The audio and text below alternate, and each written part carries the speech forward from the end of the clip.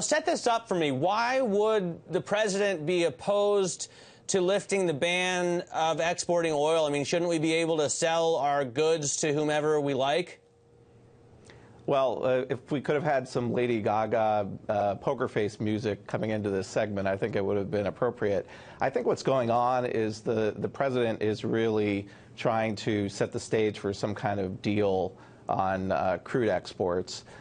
His previous unofficial position, I guess, from the White House was that he wasn't opposed to crude exports like the Keystone Pipeline, which he, of course, has vetoed and would veto if it was attached to some kind of must-sign legislation. Instead, their view has been if it can get through Congress, he would be for it or he'd sign it.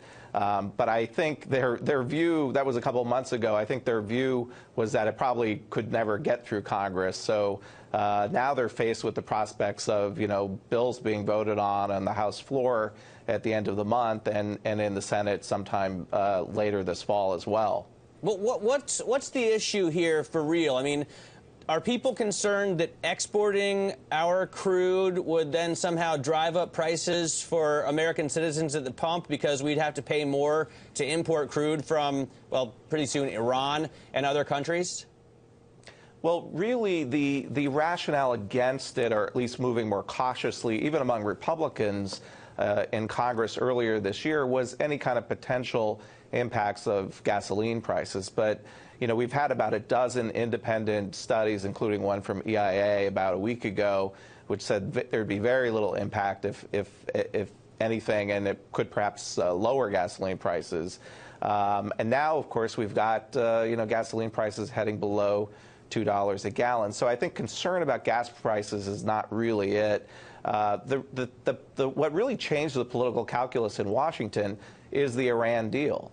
And it basically, in a few weeks, or a few months, I guess, sanctions will get lifted on Iran, which means crude oil exports from Iran will be allowed to continue, and probably we'll see, about 750 to 1 million barrels extra in the short term.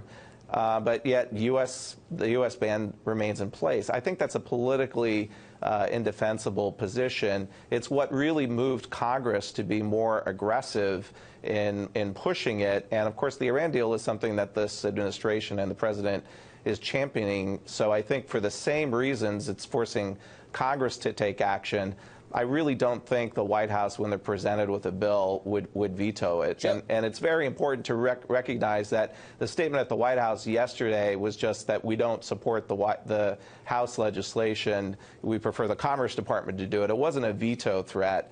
And I think what they're doing is trying to set up a deal that was kind of floated by Harry Reid to sort of trade the lifting the crude ban for renewable tax credits. Let me jump in here and just ask. I mean, whenever you distort markets like this, it hurts the pricing mechanism. Is that happening because of this ban? I mean, for example, are refineries here getting cheaper oil because our own shale producers can't send it anywhere else? Yeah, I mean, refiners are doing very well under the current arrangement. They're getting discounted crude. And, they'll still do well with the crude ban lifted. But, of course, the profit margins that they have now, of course, won't be able to continue. And, of course, refiners can export gasoline. I don't think the American public realizes that we're exporting gasoline, but not crude.